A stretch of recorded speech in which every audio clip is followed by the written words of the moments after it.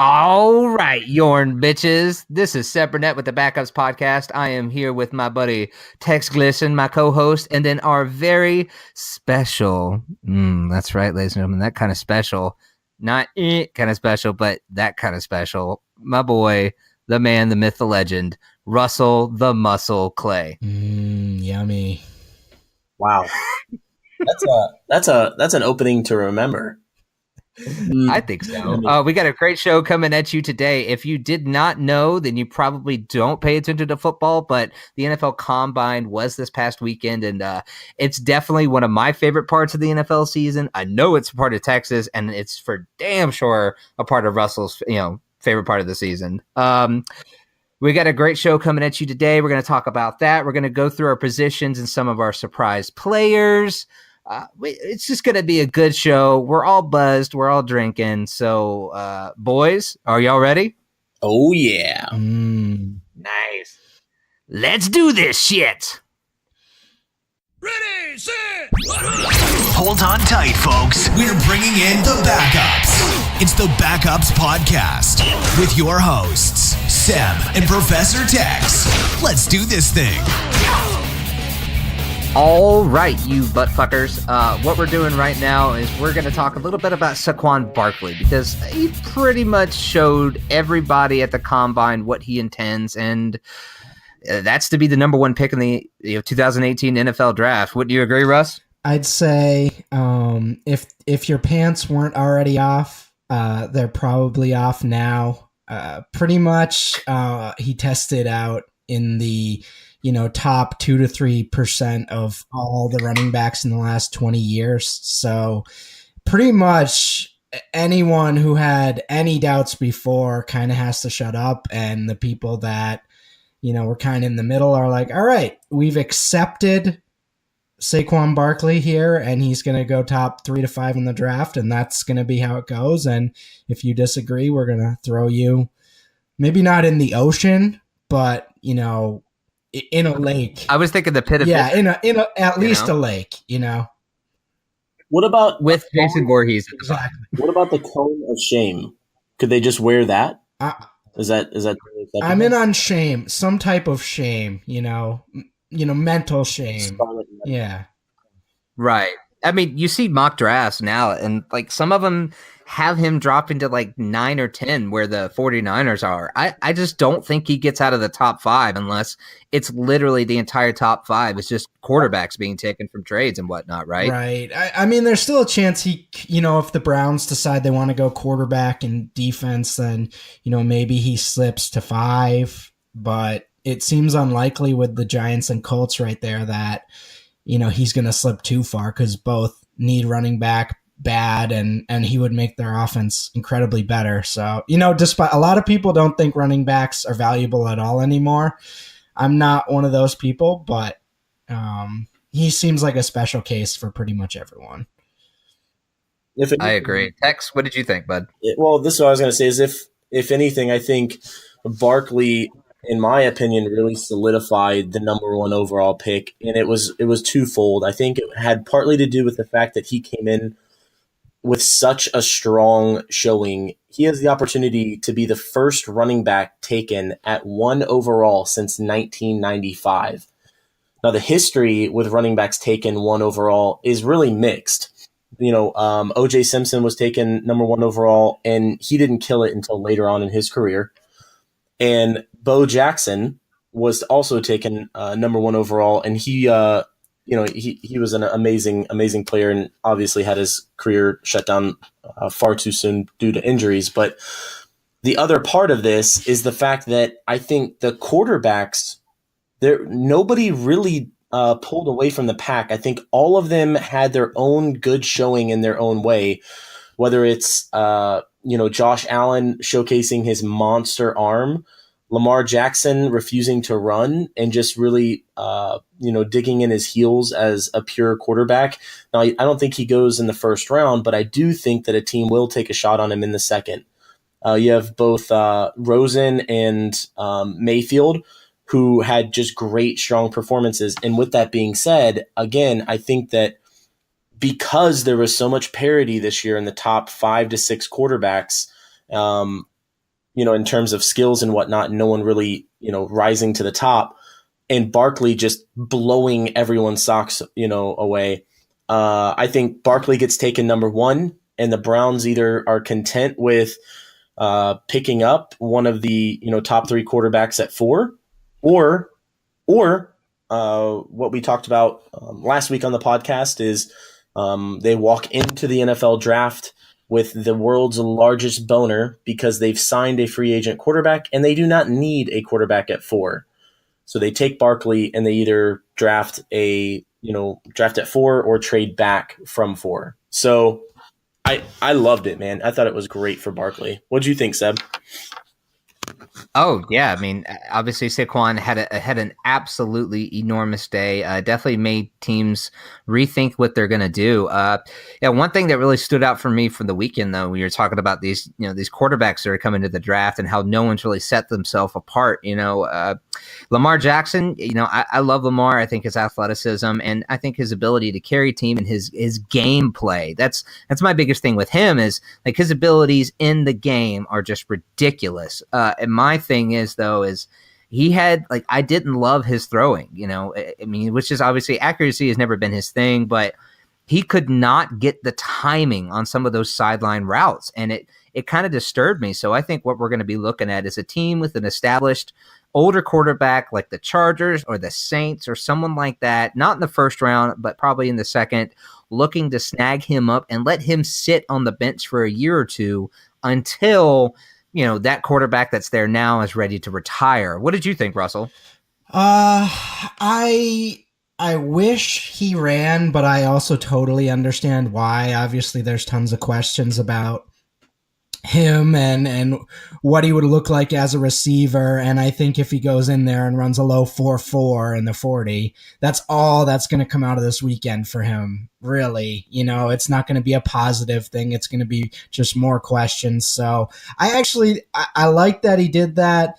Didn't look, too accurate on some of the throws, but yeah, I have a tough time projecting him. I think he's kind of a high variance player. He could really go either way, but I think a lot of teams could definitely take a shot on him is kind of how I view it. It's like, yeah, he could bust, but at the same time, his upside is way better than, I'd say 15 teams and their quarterback situations right now. So, and I will say on Josh Allen real quick, I was a hater coming into the weekend and I still kind of am, but my God, that guy has an absolute cannon.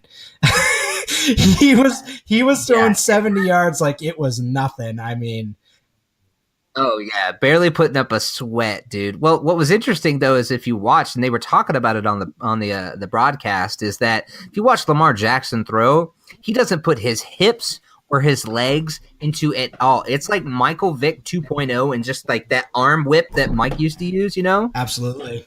Yep. It's that same thing. So can you imagine if Lamar Jackson sat on a bench with a quarterback coach and a coach that knew how to kind of refine his mechanics? I would think Lamar Jackson could have not as big of an arm as Josh Allen, but at least close to it. What do you think, Tex? Yeah, I mean, listen, there's plenty of quarterbacks that you could pick apart that have come through both the combine and the draft, and you could say, oh, if he could just put it together, blah, blah, blah. And they just don't. And I think the one that really comes to mind with me would have been, Geno Smith a few years ago when he had like some really cool attributes that made him attractive, but he slipped. And I think that's definitely going to be the case with Lamar. He's going to have the right situation in front of him. And I don't think it's going to be a year of sitting. I think it's going to be at least 2 years of sitting. So, somebody the mid to late second round, I think we'll take a chance on him, but like we said, it has to be the right situation. He's going to be sitting much like, in my opinion, Orlando Brown is going to be sitting. Orlando Brown this week really made the headlines for all the wrong reasons. I mean, it's like a historically bad NFL combine. Seb, what was your first reaction when you saw his 40? I was just like, holy shit. I bet you Rich Eisen is probably going to run a faster 40 than that guy. I think he did. I think Rich Eisen ran a faster 40 than. Yeah, like I don't see how you can honestly come into the combine weekend where you are slated to be the second or third tackle taken, 6'8", 300 something pounds, a big dude, only put up 14 reps. Shaq Griffin with one fucking hand put up more reps than that guy. Russell, like what did you think when you were watching Orlando Brown just shit away millions of dollars, literally just taking a dump right there on that Indy turf? I forget who the last guy was. I think he was a Alabama D tackle, the last guy to come in and just, clearly not have worked hard. And this really is a job interview more than anything else. I think NFL teams are looking for players to be prepared for this. And, even if they're not the greatest athletes, at least, have what their skill set is to be refined. And if that guy only put up 14 reps, like clearly he has more potential than, 14 reps of 225 at over 300 pounds. So it's kind of a bummer. I still think a team takes a chance on him, but yeah, you're millions of dollars because it was sounding like he was going to be a first round pick or something. Yeah, I mean that's what they were talking about, is at least at the end of the first round, depending on where how Connor tested out and whatnot. Yeah, I mean, and this 40 time was awful, and the biggest thing to me was the fact that he was getting yelled at by the coaches that were on the field, putting them through the drills for being lazy. Really, dude? Really? Yeah, I think before he was even up there and with the linemen and doing his drills, I don't know if it was kind of a little bit of priming by the media, but they started to talk about how short his arms were leading into the combine. And, the guy's 6'8", he's 300 pounds. I mean, I think if anything, you would have really hoped that he would have come in and said, listen, my height and my weight and, my shorter than, average arms are not an issue and they won't be an issue.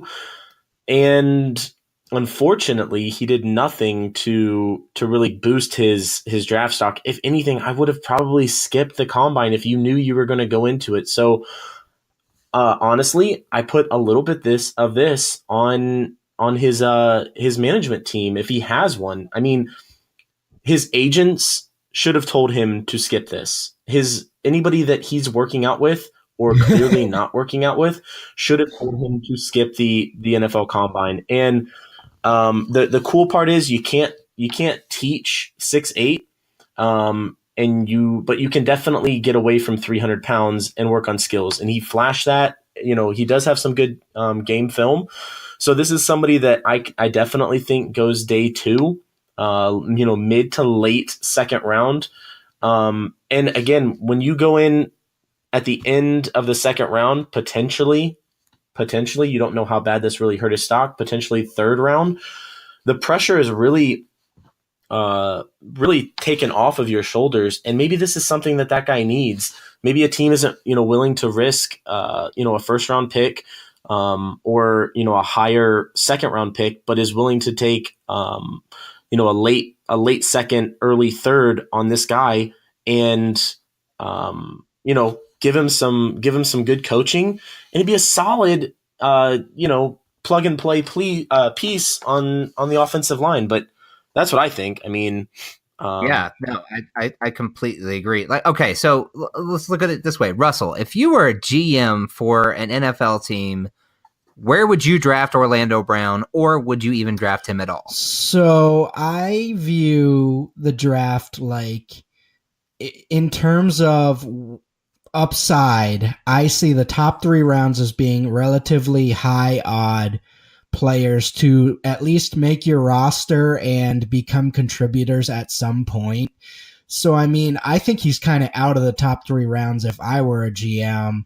Obviously, he has some sort of potential and skill set that is appealing. So if I'm O-line needy, then I'm down, after in the 4th or 5th round or something like that. But I mean, you definitely want to get an interview with him Right. and see what's going on, because this was not good. Yeah, that's my whole thing, and I'm right there with you. I feel like this is the time in which you should, like, if somehow for some reason you haven't had great game tape for whatever, maybe you were injured or something along those lines, this is your time to be like in your, in the gym shorts with your workout gear on and just, use your physicality and be good. And I think he just kind of fucked it up, really. Yeah, you look at somebody like Tom Brady when he came into the draft. I mean, he really showed out. He showed what he had in his gym shorts, and it was not much. Not much at all. Okay.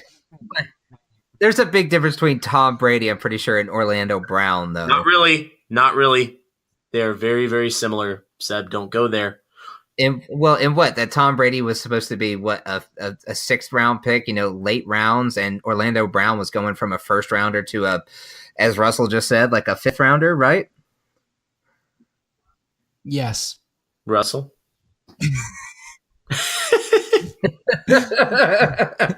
Bueller? I love it. Sorry, guys. Russell's been doing a little bit of drinking tonight. It's all good, Okay, so you're making that case. I'm going to say right now, into the 2nd, beginning of the 3rd. Seb, what do you got? Oh, where he's going to be? I say probably 4th. 4th? Yeah, it'll be to a team, I think, with a very set in stone. Oh God, but they could go the complete other way too. You think about it, like you could say it could be like Arizona's new head coach management system, and the fact that we need some young players to come in here. We need somebody to pave the road for David Johnson. Let's take a flyer on this kid because we can make him better and make him want it. And I don't know, man. I just don't know if he definitely didn't show me that that's who he's going to be as a professional. I just don't see it. I feel like he's going to get a paycheck and go, great, thanks. And then out. I'm going to go to the, the big and large store over here and get a new suit, and I'm out. And just for the record, Russell, you said what, 5th round? I said I wouldn't take him or think about taking him till the 4th or 5th, but I'm not sure, to be honest, because I think we have to wait and see, his pro day and then make final determinations for him, because he's a pretty unique case. Nice. Yeah, it'll be interesting to see if he cleans it up by his pro day, or like if he realizes from all the backlash that's happening, if he goes, holy fuck, what did I do, and gets his ass in gear. I mean, right. You go from, we started this segment, we talked about Saquon Barkley and how he had probably one of the best pro days performances in recent memory, to Orlando Brown in the same combine having one of the worst. Russell, I'm really interested in hearing your positional breakdowns, like who really impressed you, all over, offense and defense this weekend. So again, I'm pretty focused on running back, wide receiver, and tight end. So I'll knock those out first. Definitely Nick Chubb and Saquon for running back. I mean, Nick Chubb was viewed as sort of this, post-injury, like lost some of his skills and all that type of guy. And, he just showed like he's a very elite athlete, and you shouldn't be questioning that after what he did this year. So I think he solidified himself. I think some of the small school guys like Rock Thomas and Chase Edmonds have certainly caught my eye. And, really, Rashad Penny, you go down the list of running backs, and they all pretty much hit what we wanted, other than Ronald Jones, who pulled up on his 40. Right. I think we've all done that, running, and you just, I'm out of shape and fat, except he's in shape. except he's in shape. So, yeah, it was just, but I could relate to him. It was a bad moment for him. Yeah, actually, Russell, I don't know if you heard this. I was listening to some sort of interview with Ronald Jones, and they asked him in there, they said, so, like, if you could have a superpower, what would it be? And he said, oh, invisibility for, like, robbing a bank or something. Like, that's not what you want to hear, right? Well, I mean, got to get that money, but yeah, in terms of an NFL team not wanting to hear that and hoping he doesn't get suspended, yeah, that's bad. Yeah. It's a bad red flag right Not there. the best. Well, what did you think about Bo Scarborough? Because that was one of my biggest standout from the weekend. Like, I liked Bo in college. I would tell Tex, I'd be like, look, Bo is, like, he's faster than people think. He's kind of, it's the whole Derrick Henry thing. I'm not saying he had as big of a combine as Derrick Henry, because when, Derrick Henry came out, he was just an absolute monster at the combine. But I think that he really pushed himself up and a little bit into the limelight, because I feel like larger running backs are becoming more of an important part of the NFL and are being valued a little bit more. What did you think? So I was kind of doing research on his combine and his profile overall, and I was looking at, combine results from the past, and running backs at 225 pounds and, running a sub 4.55 40, pretty much all of them have gotten drafted in the top 5 rounds of the draft. So it's like, you can initially going into the combine, you could look at his production and say, oh, maybe he'll be a late rounder, but I don't think there's any chance he gets out of the 5th round. And I'd say he's probably got himself into the 3rd or 4th with what he did. He was just, showed he was incredibly athletic. Right, and I think that's a big part of what teams want at this point. Tex, what did you think? Did anyone stand out for you over the weekend?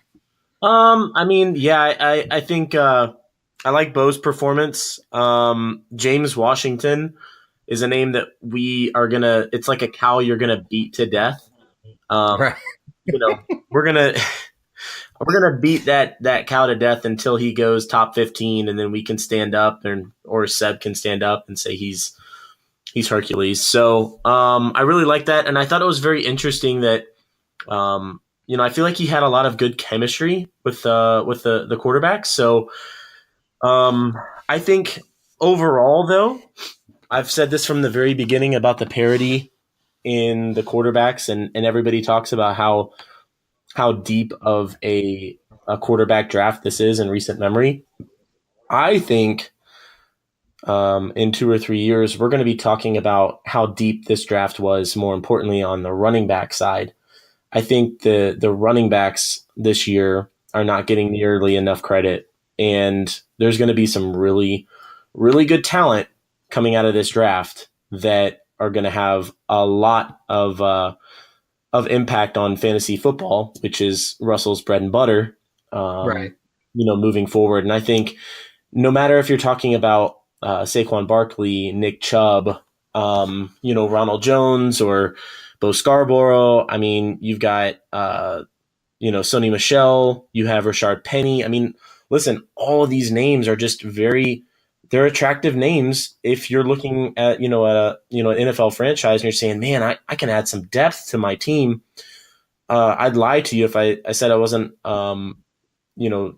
coveting some of these running backs for the Dallas Cowboys to back up Ezekiel Elliott and kind of bring that 1-2 punch like the Falcons did this year, or in the previous 2 years. So, right. But yeah, I mean, it was just an all-around, really good weekend. I think my favorite part of this weekend was the feel-good story of Shaq Griffin. This guy has every opportunity to – not every opportunity. He would be afforded a little bit of a free pass because, he only has one hand. But literally, he's off the mark, or off the charts when it comes to physical attributes. If you were to look at his numbers and say, this guy only has one hand, I mean, you wouldn't believe it. And the numbers that he's putting up are ridiculous. And I think he deserves, in my opinion, at least to be a second round pick. And I know that could be a little bit of like capture, caught up in the moment and whatnot. But, I would absolutely love to have this guy on my squad. He's somebody that's going to make your entire locker room better. And, I think he more than deserves an opportunity at the next level. Yeah, no, I'm right there with you. I mean, he did run the fastest 40 time for a linebacker ever. And I think that's worth some consideration considering his playmaking ability. What did you think about his weekend, Russell?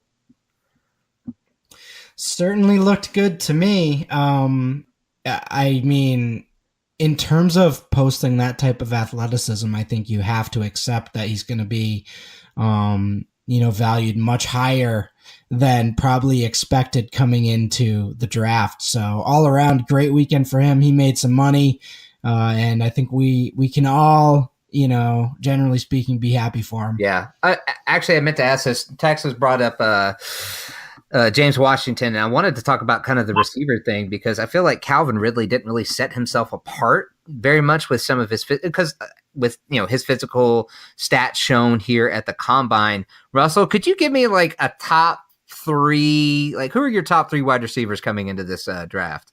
Curious.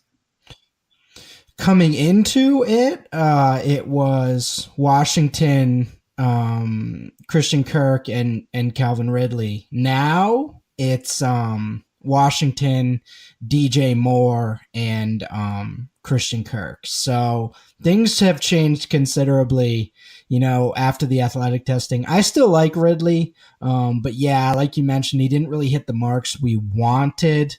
Did have a pretty nice 40, but other than that, it was below average. So not great from a guy that was getting top 10 pick hype before the draft. Right. A lot of people had him going to Chicago. If Chicago doesn't get, I think Tremaine Edwards is what a lot of people had mocked to them. Do you think Chicago goes wide receiver at 8? I don't think there's one worthy of being picked, not only top 8, but, top 20. I think we're looking at a bunch of late first round wide receiver prospects. So, right. And I think that's, no, I would not. Yeah, I actually love that idea just because I feel like getting James Washington at the end of the draft with these teams that are established enough to have a good enough record to be at the end of the draft. And I love James Washington. I thought he had a great weekend. I think he's just more and more becoming I think he's opening some eyes, which is really great and exactly what we want to see. And I wanted to ask you about quarterbacks. So did you see any quarterback this past weekend that really stood out from like the top 5? Because the big 5 right now is, Allen, Rosen, Darnold, Mayfield, and I guess you could say Lamar Jackson, maybe? Mm-hmm. I would say... Yeah. Oh. I mean, did you say Mayfield? Yeah, I said Mayfield. Oh, okay. Yeah, I'm just saying, like, Russell, did anybody else aside from the big 5 stand out to you this weekend? I think the storyline from the quarterbacks was the guys outside of that, looked pretty bad. We talk about Luke Falk from Washington State, a guy who put up big numbers throughout his career and just came in and was super duper inaccurate pretty much the entire time. And then I'm trying to think of another guy. I can't remember his name, but he was there and not throwing well. Mason Rudolph. Yeah, he didn't have that great of a day. That was sad. I actually like Mason Rudolph a lot. It's just I like his college production and the fact that, like, if you watch his tape, he grew so much from when he started as a freshman to where he is now. I think a team getting him in the second round is actually a good thing. I like Mason a lot. I'm with you though. No one really stepped up from a lower, outside of the top 5. I feel like no one really took off from anything I could see. Right. What do you think, Tex? No, I mean, the quarterbacks, fuck them. Okay. Yeah. Outside of maybe Mayfield, just because he's growing on me like fucking kudzu. Yeah, I thought I actually thought Mayfield had a great day. Like if you watched, I thought his throws were accurate, and also even the announcers were like, "Wow, he has a bigger arm than I thought he did." Yeah, you think? Yeah, but you have to, again, we've said this before, you have to take, this is one day, this is a snapshot. So, with a grain of salt, Mayfield's body of work on the field kind of, obviously speaks for itself. And I think it was less about what Mayfield did and more about the impressive, stuff that was seen by some of the other guys. But, for me, I'm pretty excited about what this entire day means for the 2018 fantasy football season, which is, again, like we haven't spoken to Russell since I think it was the first week in January. And when you have all of the big moves that have happened since then, like the Alex Smith trade that went down, or technically is supposed to go down, and some of the other big moves inside the NFL, you have Jarvis Landry. Now there were trade talks last week, and now it's heard that he's going to sign the franchise tag and play with the Dolphins. So I'm interested to hear what Russell thinks on some of the stuff that's happened around the league and the fantasy football impacts of those situations.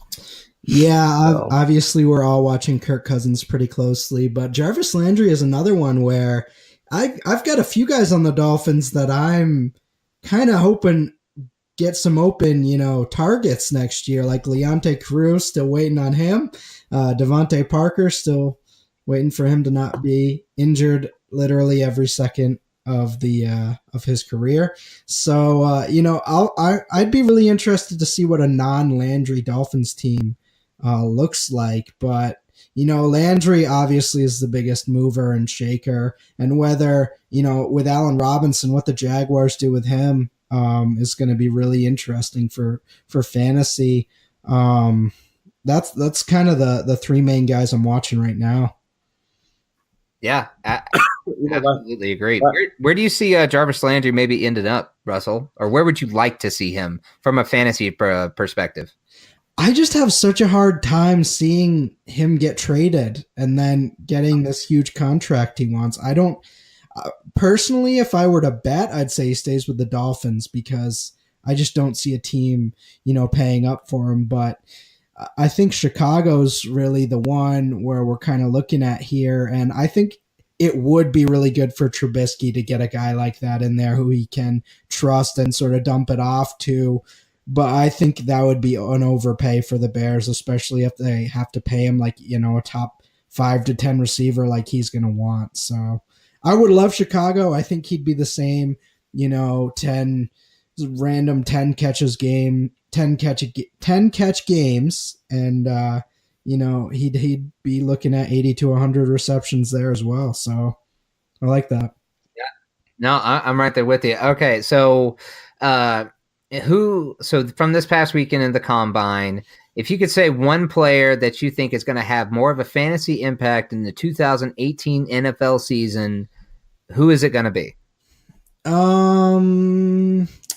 Okay, so there was a guy named Royce Freeman, and he was a man, and he was large, and he ran for a lot of yards in college, and he was very not bad at football.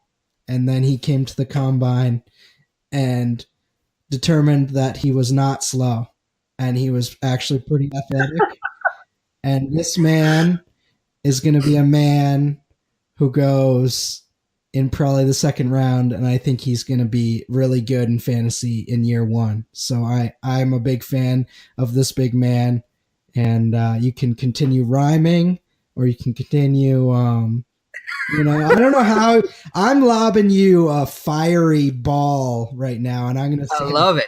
Dude, no. You know what? Royce Freeman, I'm going to run with that shit. As much as I hate Oregon quarterbacks, there is no denying that LeGarrette Blount is a 3-time Super Bowl winning quarterback. Suck a dick, Oregon State. You know what I mean? That's right.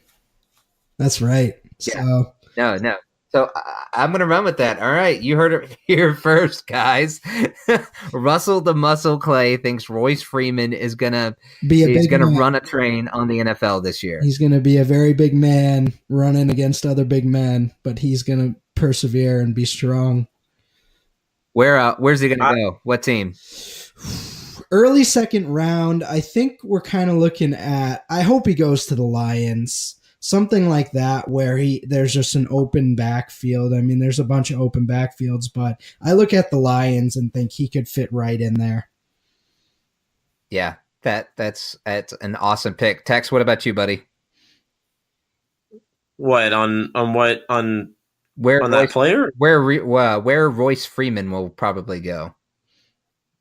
Well, anybody with a name like Royce deserves to go, probably top 10 overall. Agree. Okay. No, I definitely agree just on name power alone. And this is my big thing. People weren't high on him going into the draft. And it's like, yeah, maybe he's not even good, but guys, his name's Royce. Come on. He wins anyway. I actually I'm not even joking. I had a really heated conversation with my wife about the name Royce because I just like it. And she vetoed it. And so I don't know where I was going with that story, but I just really like the name Royce. We've become really good friends by you telling me that. That's great to know. You like Royce. I like Royce. We're both Rolls Royce. You guys gonna get married and adopt a baby named Royce? Gonna be some Asian kid? I was gonna say Vietnamese. Yeah. Holy fuck! All right, folks. That's what we think. I'm Seb Burnett. We got Tex, and we got the man, the myth, the legend, Russell the Muscle Clay. That's what we think about all this combine bullshit that just happened this weekend. You can find us on social media, though. Tex, where can they find us on social media? Well, if you're a fan of America's Most Wanted on Instagram, we've been on there quite frequently, almost like on a weekly basis, where they put up a post about us. But We also have our own Instagram page where we are really, really wanted. That is The Backups with a Z. We can also catch us on Twitter. We're very active on there. And by we, I mean Seb is very active. And I just talk a lot of shit and piss people off. Like, I love commenting on Russell's stuff just to fuck with him sometimes. I can't do anything in under 140 characters. So, yeah, that's you all day. You can also go to our website, www.thebackupswithaz.com. And that's pretty much it outside of MySpace. Yeah, so, oh, God, nice. Russell, where can they find you, buddy? Wow, MySpace. Yeah, my MySpace is still there. So if you want to add You're in our top 10. You can You're in our top 10. You can you can look at 16-year-old me party pictures. There you go. You can definitely, nice. Yeah. But on Twitter at Russell J. Clay. I do have an Instagram, but don't find that. Let's not do. Wait, what does the J stand for? Jeanine? That's really what I want to know, Russell. The big questions here. It's Joseph, but don't you fucking Jeanine. Lie to me, Russell. I know it's Jeanine. Joseph? I feel like my life would have turned out a lot different if my middle name was Jeanine. I feel like I'd be in a much different, probably worse place. Yeah, I totally get that. Well, man, we really do appreciate you coming on. We hope you've had a good time, and we'll definitely look to have you on again, brother, if that's all right. Absolutely. Sweet.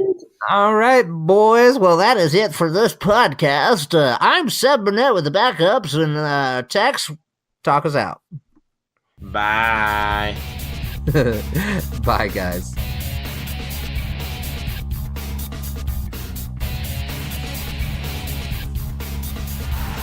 You've been listening to the Backups Podcast. Follow us on Instagram, find us on iTunes, and visit the website at www.thebackups.com with a Z for more.